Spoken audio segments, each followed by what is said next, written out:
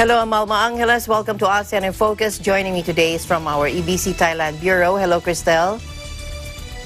Yes, hi Alma. I am Crystal Mapa live from Thailand, bringing you the news in the dynamic ASEAN region. On today's headlines. The Myanmar junta warns the protesters could die, but there are more rallies in the streets.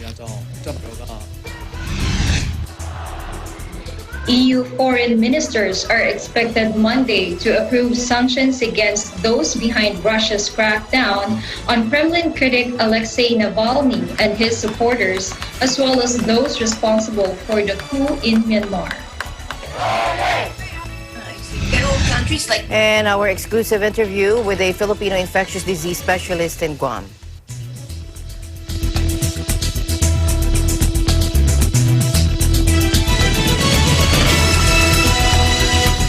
Much of Myanmar has been in uproar over the general's ousting and detaining civilian leader Aung San Suu Kyi 3 weeks ago. Now, massive street demonstrations have taken place across the country while a civil disobedience campaign has choked many government operations as well as businesses. Protesters are now inciting the people, especially emotional teenagers and youths, to a confrontation path where they will suffer the loss of life, said a statement on state-run broadcaster MRTV on Sunday. The statement, read out in Burmese with text of the English version on the screen, cautioned protesters against inciting riot and anarchy. The warning followed the deadliest weekend since the coup. 2 people were killed when security forces fired at protesters in the city of Mandalay, and a 3rd man was shot dead in Yangon.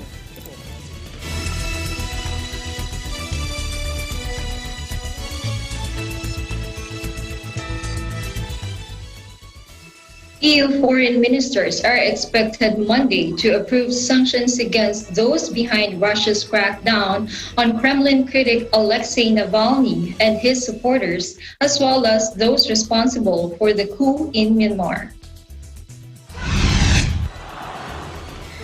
The EU also appears to be gearing up to hit Myanmar's military with targeted punishment after it seized power this month and launched an increasingly deadly bid to crush protests. High Representative of the European Union for Foreign Affairs and Security Policy Joseph Borrell on Saturday condemned the violence against peaceful rallies after 2 demonstrators were killed and said EU foreign ministers would take appropriate decisions. A senior EU official said Monday's meeting would adopt conclusions that foresee maybe to take some particular measures on some of the members of the military.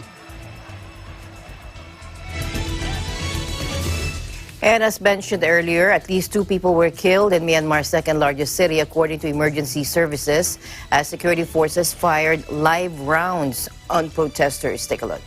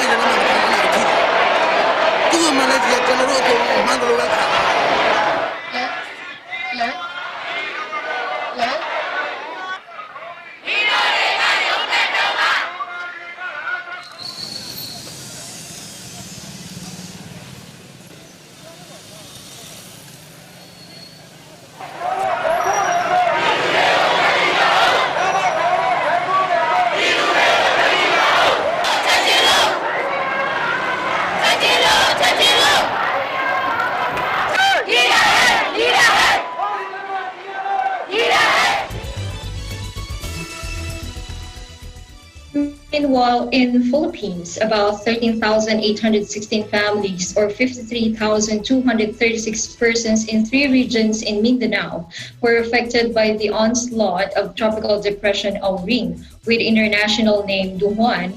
The National Disaster Risk Reduction and Management Council, or NDRRMC, reported. The latest data as of 8 a.m. Monday show that the residents are from 216 barangays in regions 10, 11, and Dacaraga. Mark Hashim Tembal, NDRRMC deputy spokesperson, said 12,825 families are temporarily sheltered in 308 evacuation centers. As a result, 179 houses were damaged in Caraga region alone, according to the NDRRMC.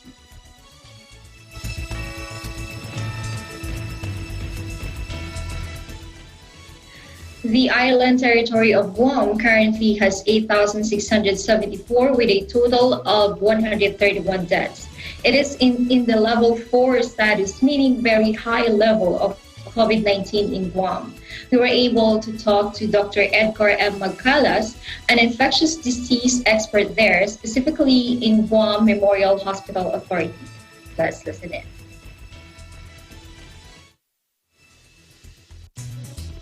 I see. Pero countries like New Zealand, they're expecting a spike in cases now. Oh.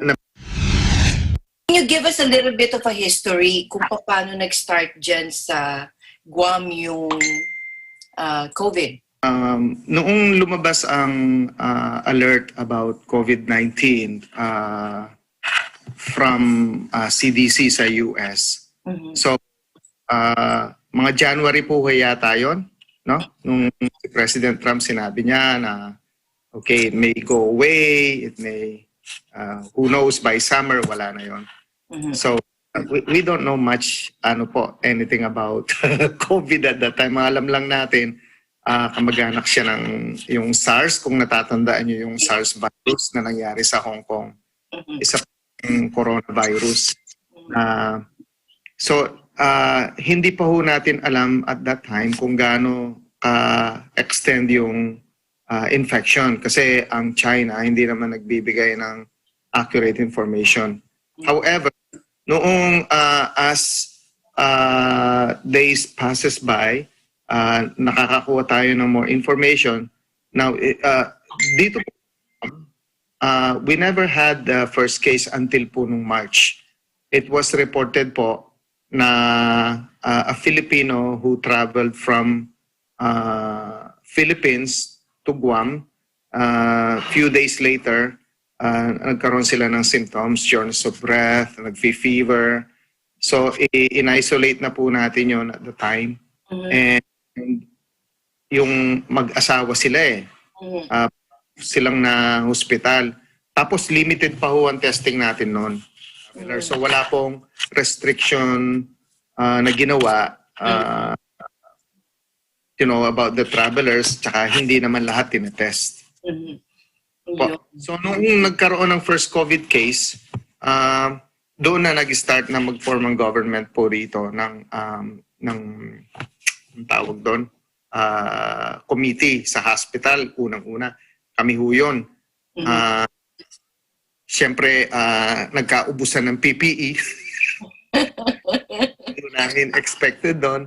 Tsaka lahat po ninenervyos. Kasi hindi natin alam kung sinong pag tinamaan ka, mamamatay ka ba? Pag tinamaan ka, anong gamot ang gagamitin natin? Hindi namin din alam. Mga may edad, middle age pataas, medyo hindi maganda ang epekto ng COVID. Bukod sa PPE, sobrang panat at panalangin ho ang ginagawa namin. Ang pneumonia po is a diagnosis na ibig sabihin may infection yung lungs. Mm-hmm. Ang pneumonia po can be caused by many things, by many organisms. Pwedeng bacteria yan, no? Natawag na bacterial pneumonia. Viral pneumonia, tulad ng pneumonia na because of flu, influenza, kasi pwedeng mag-progress into pneumonia.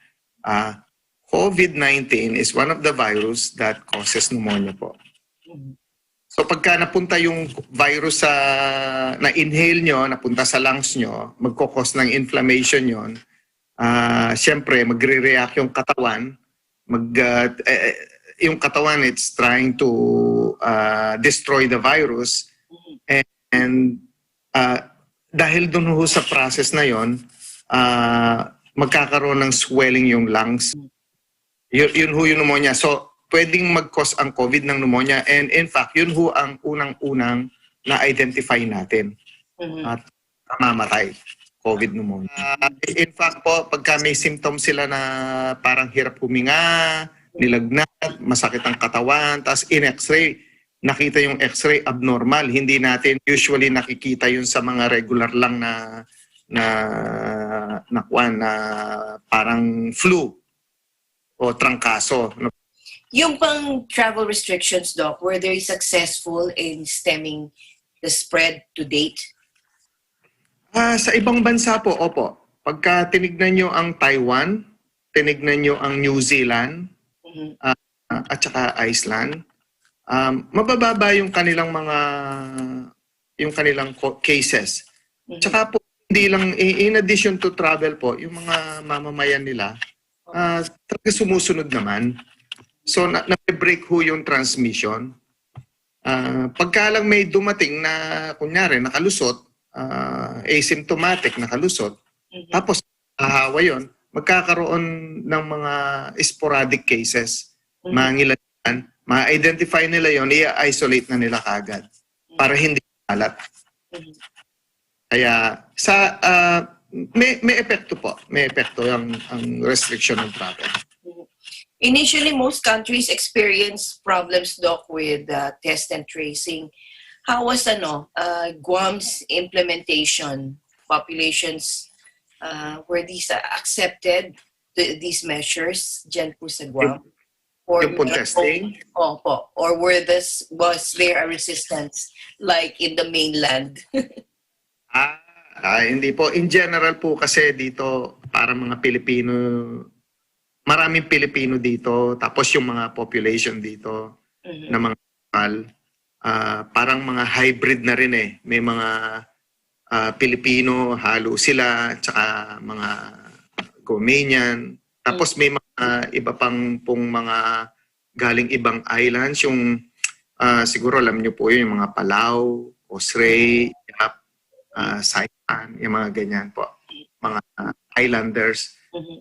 Kadalasan naman po, kumpara sa mainland, medyo masunurin yung mga tao rito. May ilan na hindi. Pero in general po, lalo na po yung mga Pilipino rin naman, pagkakaroon nyo po yung mga Pilipino napunta sa ibang bansa, nagiging masunurin eh. Kaya po noong in-implement ho yung lockdown, syempre may nagreklamo. Po nung March, hindi naman ganun karami yung cases namin. Pagdating ng mga bandang March, April, May, mga July halos na nawala na, parang 1, 2, mga ganun lang, 3. Nagkaroon ho ng break sa travel noong medyo nag-ease sila ng konti. Merong islander na galing Hawaii na naka-quarantine sila, pero tinest. Binrake yung kanilang quarantine. Lumabas sila kahit hindi pa lumabas yung resulta. Tapos, they found out na positive pala sila. Nagkaroon kasi sila ng ng funeral. Ang daming nag-attend. So, nagkahawa-hawa. Magandang po yun, August. August, September, parang ganun. And then, biglang nag-surge nag-spike yung namin, yung cases. So, from 300 cases from yung March all the way up to July, parang 300 lang ang nag-positive dito. Ang population namin dito po, approximately 160,000 individuals. So parang 300 out of 160,000 lang. Nung nagsimula na ho yung break sa quarantine at nagkaroon kami ng second wave, kung masasabi nyo second wave yon, umabot po kami from 300 to naging 1,000, tapos naging 2,000. Ngayon po, nasa 7,000 kami plus. 7,000 plus. Mhm. Pag kinumpara nyo yung mga namamatay po, hindi naman po kami nalalayo dun sa rate ng mga namamatay sa mainland din. Halos parehas din. Kahit lang ang resources namin dito. How fast is the virus evolving there po? How is the medical field coping with Ngayon po, after... vaccine development also? Opo. Noong inapruban ng US FDA yung two vaccines po, no? Yung Moderna at saka Pfizer. Una yung Pfizer and then weeks later yung Moderna. Yes. So, bandang December po yun eh. Binigyan kami ng mga, I can't remember kung ilan po yung dosage. So, nauna kaming mga frontline workers po na nabigyan ng mga immunization. And then later on, nung na-approve na po yung Moderna, nagpadala, lagi kaming may pinapadala. I think at least mga over 20,000 or 30,000 na yata yung nababakunahan ngayon. And yung pong mga tao, willing sila. May mangilan-ngilan lang na, alam niyo po, skeptical sila kahit anong gawin nating education. Sabi nila, ba't ang bilis ma-develop niyan? Wala pang isang taon. Yung mga regular bakuna, mga 10 years or ilang years bago aprubahan, gamitin. Pero yan, ba't ako magpapabakuna? Yung po yung inaano po. But how do you look at it, sir? Yung vaccinations. Did you have the 2 doses na po? Opo. Na kayo for vaccination? Months ago pa po yung aking last dose. So meron ho akong antibody testing before ng immunization ko negative.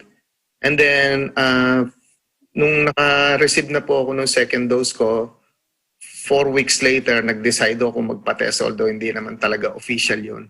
Positive na po yung antibody ko.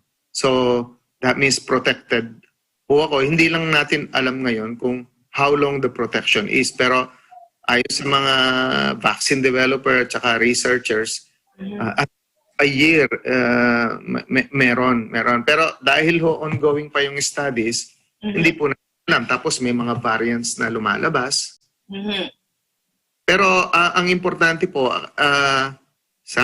para matigil ang pandemic po, tulad nangyari noong 1918, yung influenza, nung sila ng herd immunity, at least 70 to 80% ng population dapat may antibody na para limited na yung transmission. Hindi pa kasi na-prove kung if vaccination can prevent transmission. Hindi pa wala po tayong data about that.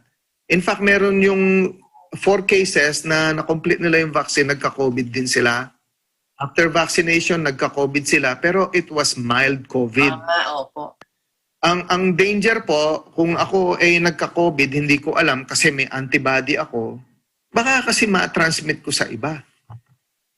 Yun ho yung hindi pa natin alam yung sagot doon kasi yung kanilang studying dinesign, hindi nila in-address yung issue na yon doon sa vaccine.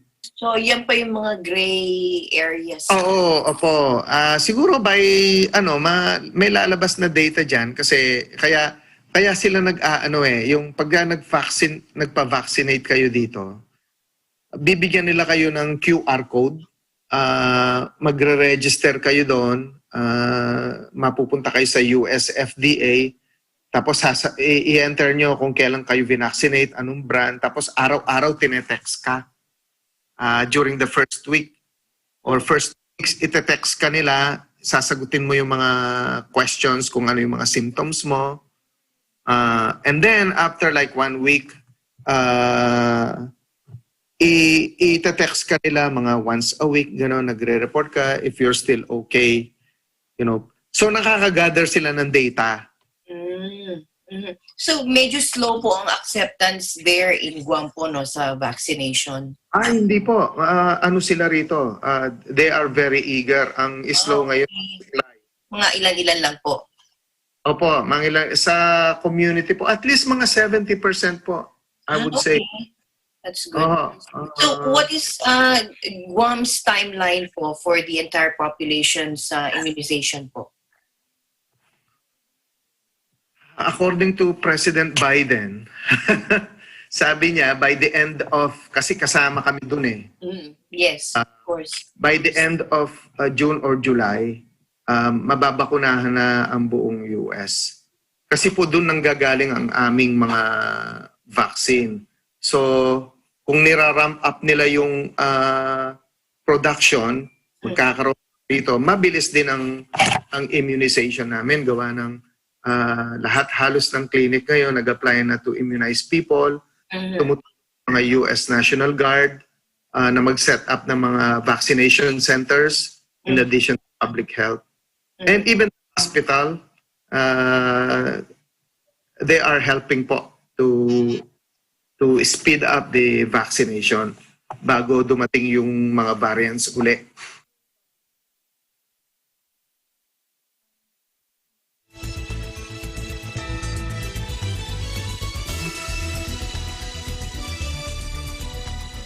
More news around the dynamic ASEAN region after this short break. Don't go away.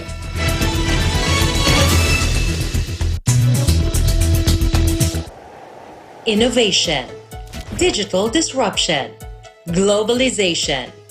Startups, micro, small, and medium enterprises, as well as large corporations, all face interesting challenges in the market today.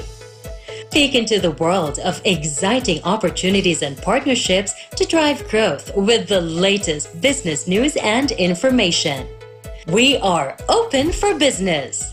Your weekly dose of entrepreneurial inspiration to update you on the latest developments in the world of business.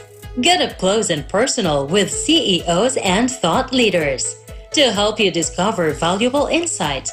Sharpen your instincts for smart decision-making with the latest markets and economic trends, disruptive ideas, global innovation, social entrepreneurship, and other leading-edge business ideas. Join the conversations to create a more vibrant environment for entrepreneurship. Catch Open for Business, from vision to action.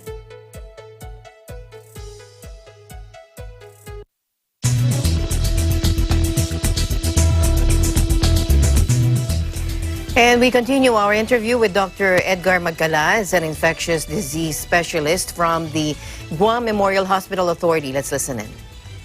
I see. Pero countries like New Zealand, they're expecting a spike in cases now.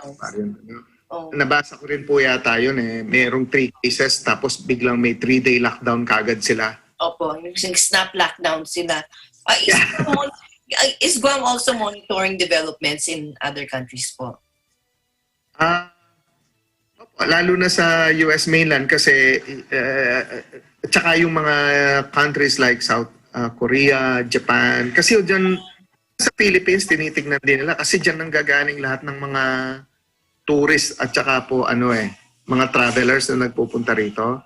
So it's very important that we know kung ano yung mga policies nila doon, restrictions nila, para pagka-travel sila rito, when Guam opens up for the tourists, nila yung mga requirements para pagbalik nila sa mga bansa nila, we can provide them services para hindi mahirap ang pagbalik.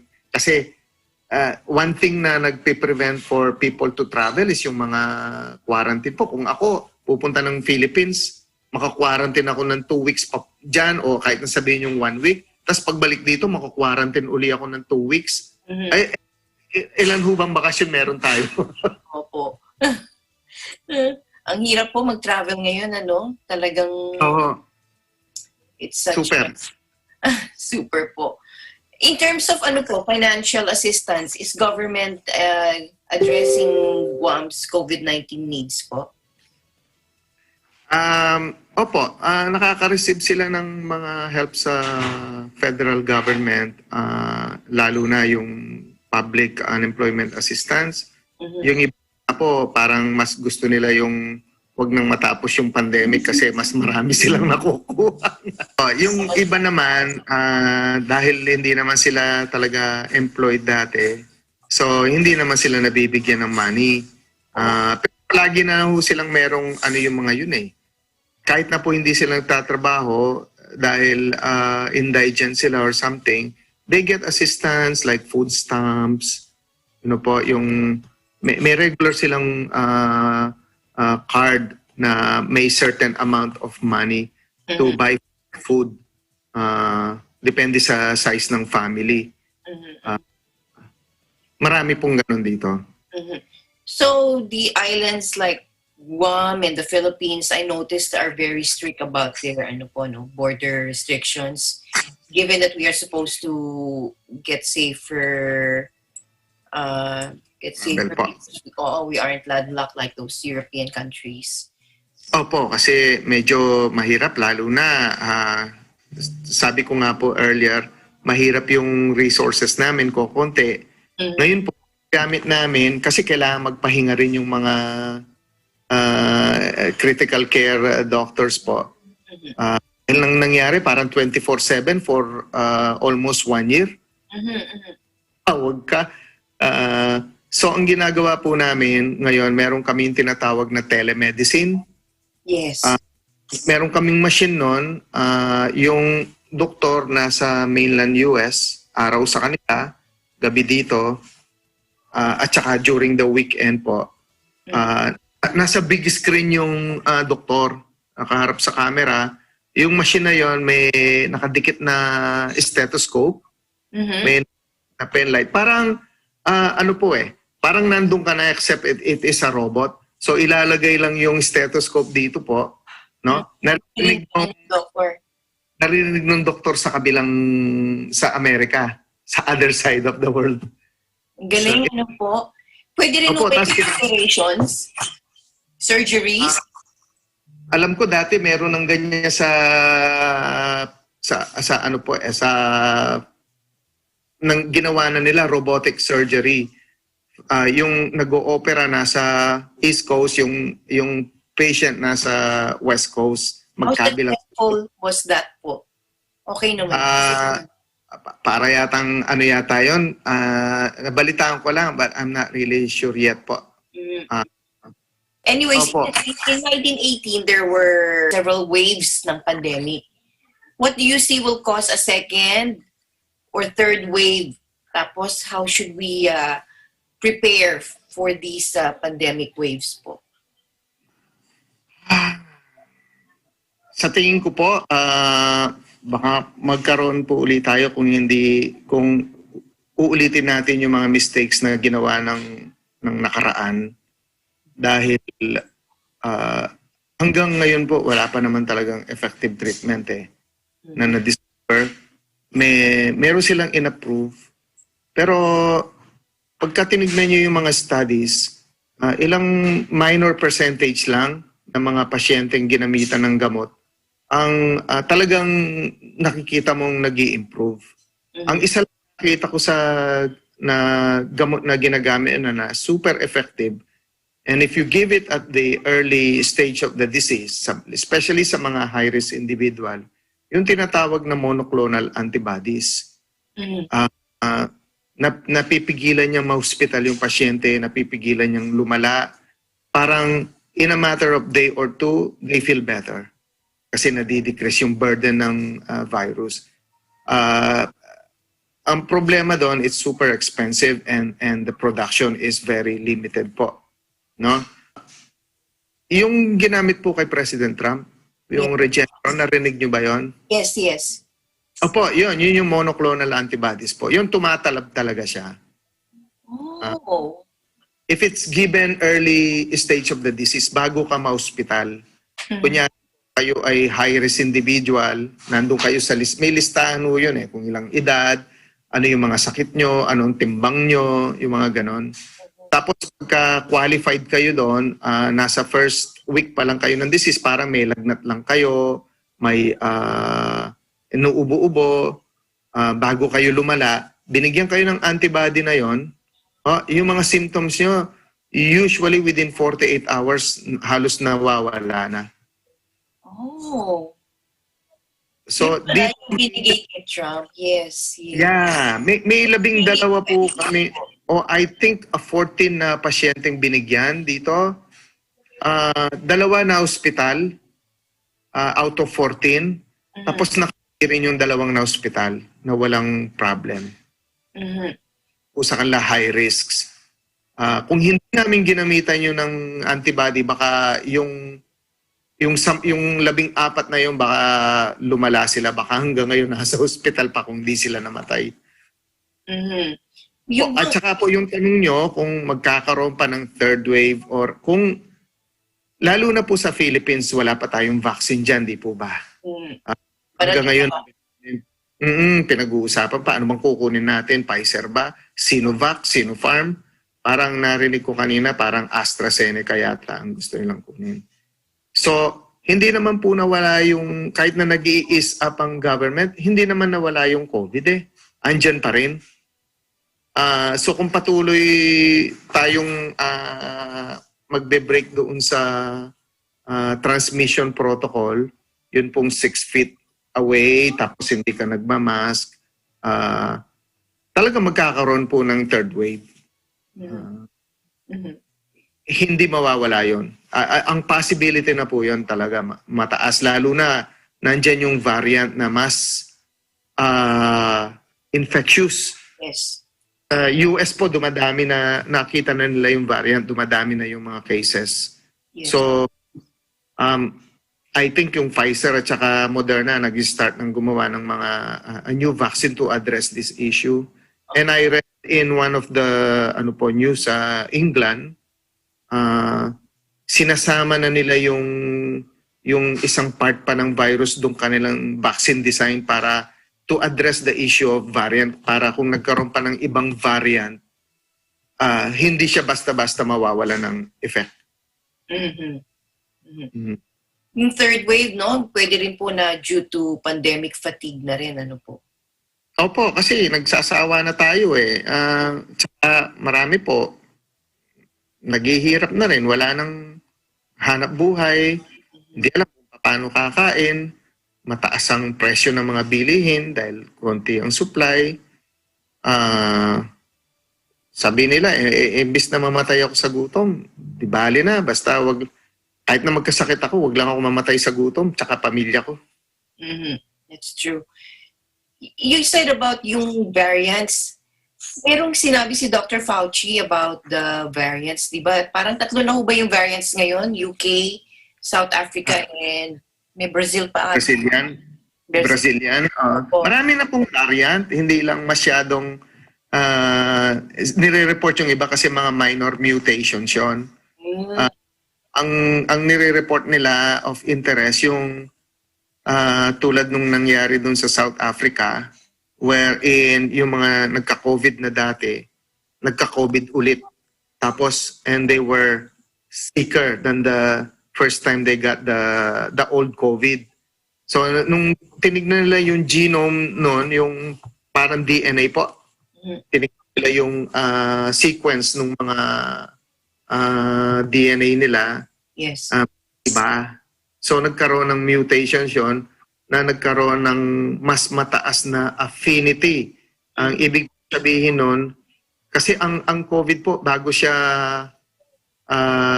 mag-cause ng disease sa atin, kailangan dumikit muna siya sa cells natin po, no? Meron tinatawag na spike protein.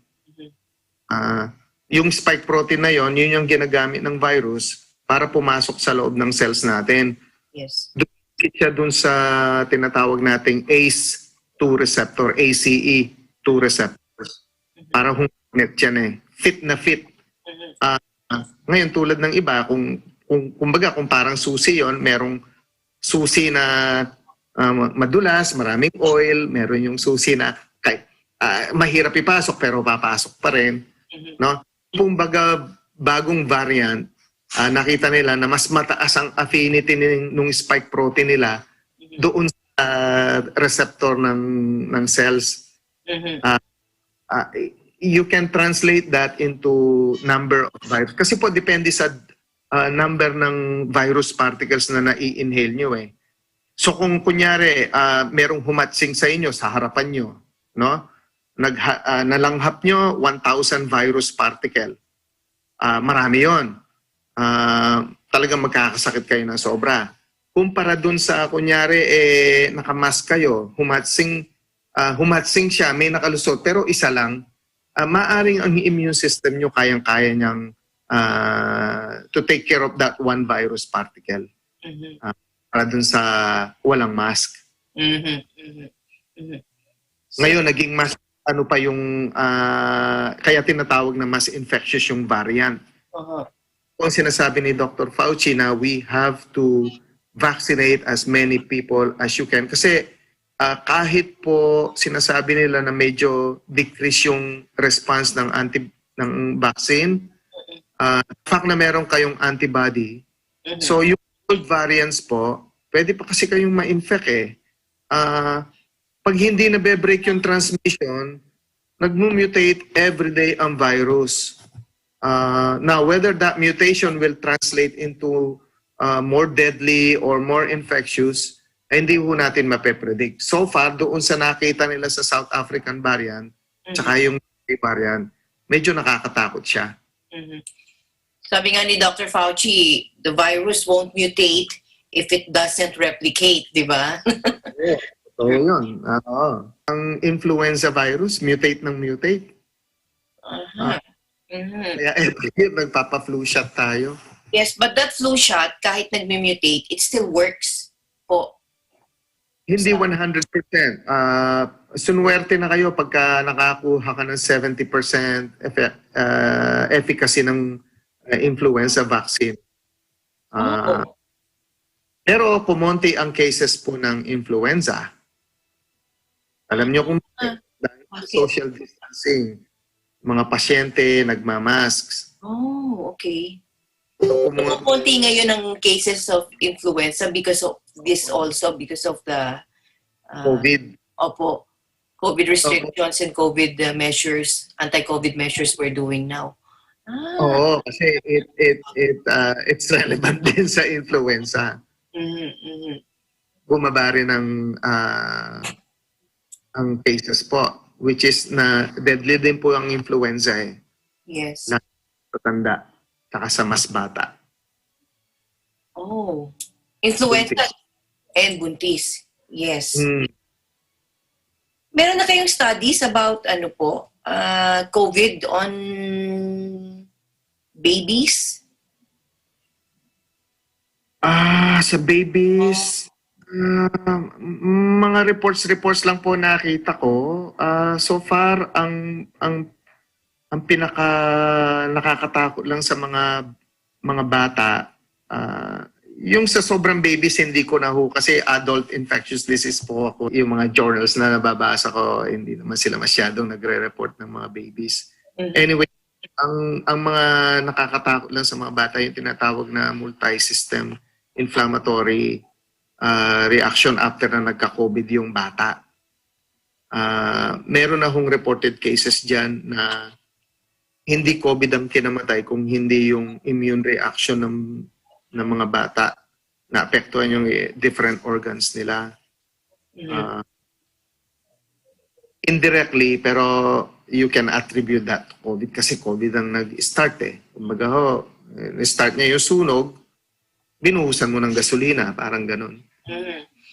Japan, di ba ang Japan po has practiced wearing masks for a long time Even before COVID. Before COVID, di po ba? Even before COVID. Wala lang social distancing, pero they were using mask for a long time. Controlled naman nila yung kanilang COVID cases eh. Meron hong isang Japanese doctor dito na infectious disease din. Uuwi siya ng Japan, 2 weeks, on siya doon, tapos 2 weeks siya rito. So every time na umuwi siya ng Japan na suswab siya, at every time na pupunta siya rito, nasa swab din. Pero ano po sila, mahigpit sila doon din. Mahigpit sila. Mhm. Controlled naman yung ano nila. Every now and then, nagkakaroon sila ng spike din. So may cases na rin sila ng variant po doon na Mhm. nanggaling. I think. Mhm. Swerte po kayo dyan, kasi I just interviewed yesterday po yung sa Filipino Resource Center because of mga prejudice, anti-Asian, Swerte kayo dyan, you don't experience anti-Asian Pacific Islander Opo. prejudice due to COVID. Oo, hindi ka paniwala yun, pero nangyayari po. Majority kasi dito, mga Asians, Islander, tapos may mga Koreans kami, konting Japanese, Mhm. mga Caucasians, kukunti lang. Either they're coming from the military Mhm. or few Russians. May mga Russian asylum. Oh, I see. Pero handful lang po yun. Hindi naman sila ganun karami. Mhm. So, maswerte nga ho kayo. Hindi kayo nakaka-experience ng ganun. Unlike in the mainland, ang lakas po talaga ng anti-Asian prejudice po doon. Opo, even before pa naman ng COVID, meron ng... Before, but parang nag-spike po, parang there was an uptick during this pandemic. Oo, kasi frustrated sila. Sinisisi nila yung mga kala nila pagka Asian ka, Chinese ka na. Mhm. Galing Chinese dahil tinawag ni Trump ng Chinese virus. Doon galing Mhm. Wala nang galing Finally, in your assessment, what are the prospects for the success of immunization and the spread of the virus? Are we to cope with this situation in 2 or more, 3 years? Your take on curbing the spread? Okay po. I can speak for dito sa Guam and US. Hindi ko po alam kung paano sa ibang bansa. If the government, especially the federal government, would give us vaccine by the end of June, and more people will be willing to get vaccinated, which I think they are. Kasi ang haba ng pila mahalt yung transmission. Of course, merong variant that the current vaccine may or may not be able to cover. And I'm pretty sure by this time they are working already on those issues. So, kung itutuloy ng mga tao yung dapat ituloy, yung social distancing, mask, and everything, hand washing,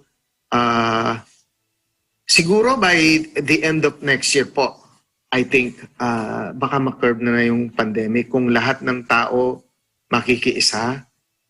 I don't think matatapos this year yon. Wish lang natin na sana matapos, no? Pero po, kung mabakunahan lang natin this year, not necessarily na matatapos na yon.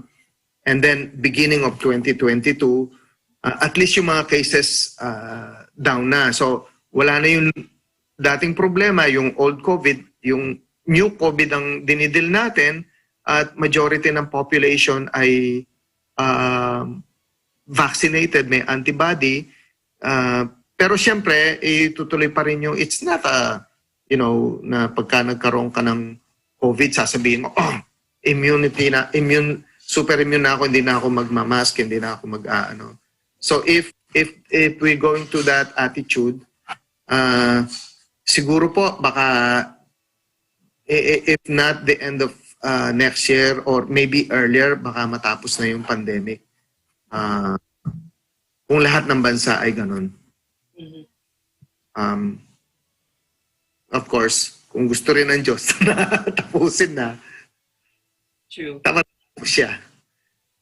Siguro makakakita pa tayo po ng mga cases by 2023. The way it happens. Kasi I think yung 1918 influenza pandemic, how many years sila? 4, 5 years? During that time, wala pang immunization eh. Tayo meron. So, in their case, 4 years. Sa atin, baka mahahaf natin yun. Or maybe a little bit less. Thank you very much, Doctor. Thank you very much for your valuable insights and information. Maraming salamat po. Oh, thank you din po for the opportunity, and I hope na ito ay makatulong sa mga makikinig, lalo sa mga kababayan natin, mga kapatid. Na sana lagi tayong manalig sa taas at gawin natin ang dapat gawin na inuutos ng gobyerno. Kung hindi naman nakakasama sa atin, bakit hindi natin gawin?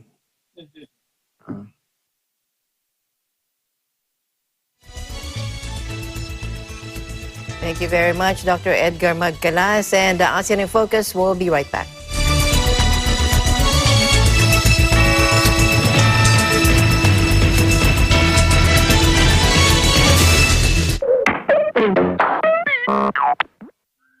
Turuan din natin ang mga bata ng tamang paghugas ng mga kamay. Basain ang kamay ng tubig at lagyan ng sabon. Kuskusin ang iyong mga palad. Gayon din ang pagitan ng mga daliri. Pati na ang likod ng mga palad at daliri. Ganon din ang iyong hinlalaki. Kasama ang mga dulo ng iyong mga daliri. Pagkatapos ay iyong palapulsuhan. Gawin ito ng kahit 20 segundo. Pagkatapos ay banlawan ng tubig at patuyuin.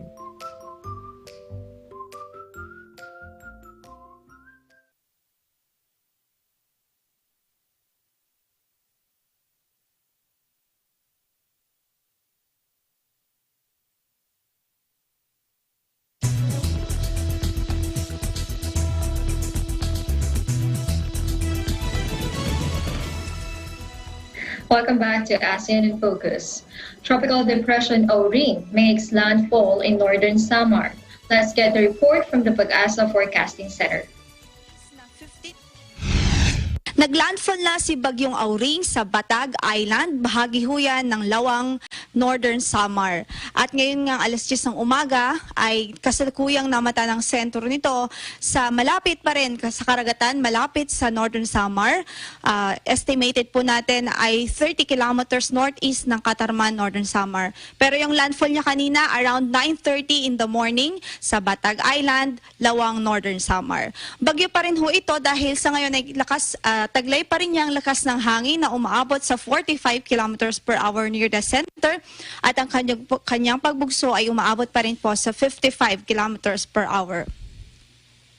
Kumikilos ito ngayon sa bilis na 15 kilometers per hour at north-northwestward. So nakita po natin over the past few hours talagang may kabagalan ng kanyang pagkilos, kung kahit isa po ito sa disadvantage nitong bagyo dahil halos babad ho sa mga pag-ulan ang malaking bahagi ng Southern Luzon, maging ang ilang bahagi ng Kabisayaan. Kaugnay dyan, ang Tropical Cyclone Wind Signal number 1, nakataas pa rin po ngayon sa Sorsogon, sa Masbate kasama ng Ticao at Burias Islands, sa Albay, Catanduanes, eastern portion ng Camarines Sur, maging sa Northern Samar, Eastern Samar, Samar at Biliran. Ito pong mga lugar kung saan ay nakashade po ng blue, yan ho yung mga lalawigan na niraise po natin o nakaraise pa rin ng Tropical Cyclone Wind Signal number 1. Nilift na po o tinanggal na rin ang signal sa bahaging ito ng Leyte. Kaugnay dyan, ang gale warning in-effect pa rin at nakataas pa rin sa silangang baybaying dagat ng Southern Luzon, sa silangang baybaying dagat ng Eastern Visayas at maging sa Eastern Seaboards ng Mindanao. Kung kahit hindi pa rin ho papayagan na pumalaot, maging ang maliliit na sasakyang pandagat dahil maalon pa rin hanggang sa napakaalon ng kondisyon ng ating karagatan dito. Lalong-lalo na yung mga lugar kung saan ay nakataas ang ating signal number 1, automatic cancellation ho yan ng maritime services. At para sa forecast ho natin, silipin lamang natin yung track na pinalabas ho natin as of our latest bulletin. In the next 24 hours, nakikita po natin tatahakin ito ang Southern Luzon, patungo ho ito sa Bicol region ng sentro niya. At inaasahan natin over the next few hours considerably ay mag-weekend o hihina itong bagyo at posibleng maging LPA na lang sa mga susunod na oras, at least in the next 12 to 24 hours. Kaya't magtatabi pa rin tayo sa updates ng Pag-asa ukol sa nasabing weather disturbance. In the next 24 hours, ang kanyang location ay tinatayang nasa layo na po ng 45 kilometers west-northwest ng Calapan City, Oriental Mindoro. Kung kaya't dahil nga sa forecast na ito, hindi natin inasahan na lalabas pa ito ng PAR dahil malaki ang posibilidad na matuna o malusaw na po ito sa loob na mismo ng ating area of responsibility.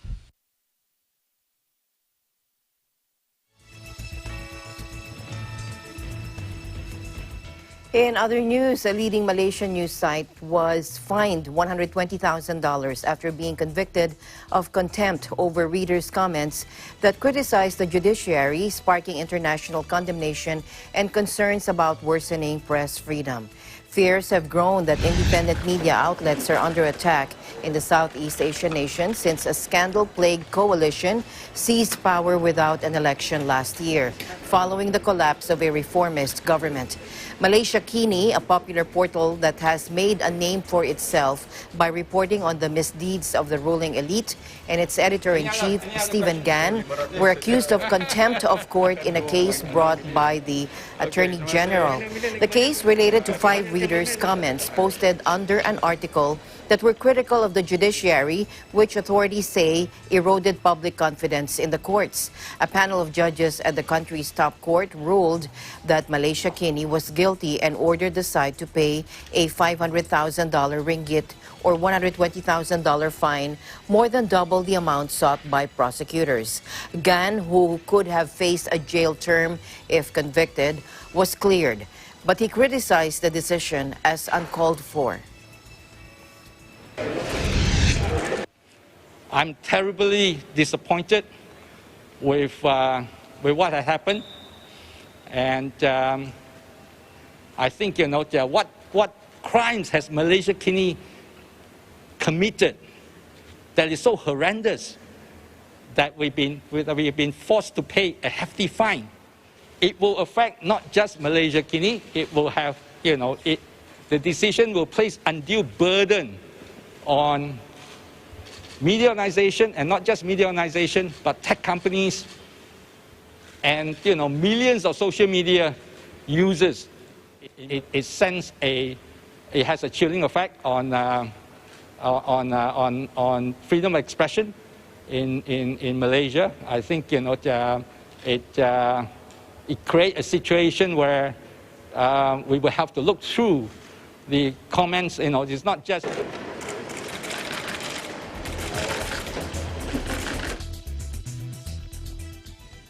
And finally, in our news for today, Malaysians have jumped at the chance for an unusual eating out experience, allowing them to enjoy restaurant food despite coronavirus curbs, in-car dining.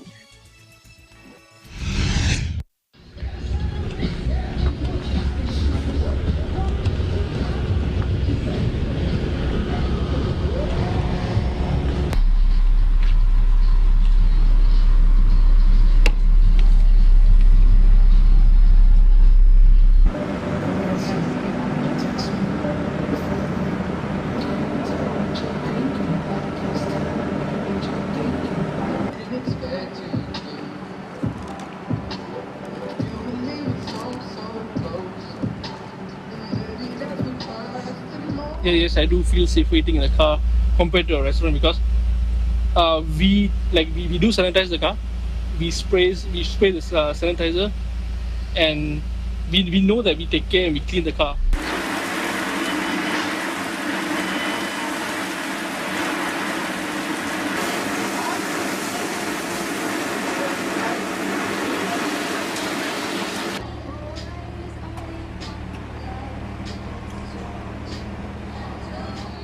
Menariknya dapat kurangnya berinteraksi lah dengan orang lain lah, so dapat mengurangkan interaction, so dapat elakkan pada COVID ni lah.